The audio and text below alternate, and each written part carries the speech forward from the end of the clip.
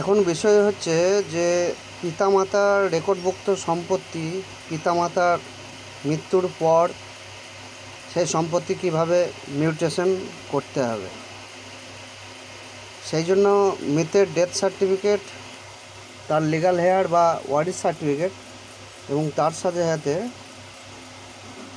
যারা ওয়ারিশ আছেন ওয়ারিশগণের যে কোনো একটা আইডি প্রুফ, বিশেষ করে আধার কার্ডটা থাকলে ভালো হয়।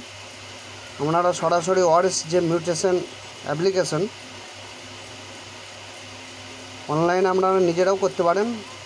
আপনারা এইসব ডকুমেন্ট প্রুফ সঙ্গে নিয়ে আপনার ওয়ারিশ মিউটেশন করুন।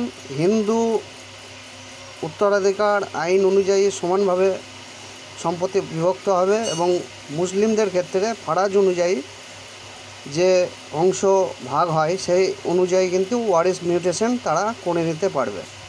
তাহলে এখন বিষয় হচ্ছে আপনার ওয়ারিশ মিউটেশন করার জন্য আপনার মৃতের ডেথ সার্টিফিকেট বা মৃত্যুর সংশয়পত্র, তার সাথে সাথে ওয়ারিশ সার্টিফিকেট বা ফারাজনামা এবং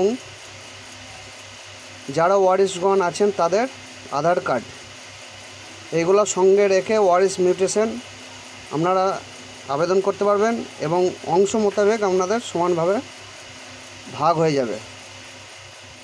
ধন্যবাদ।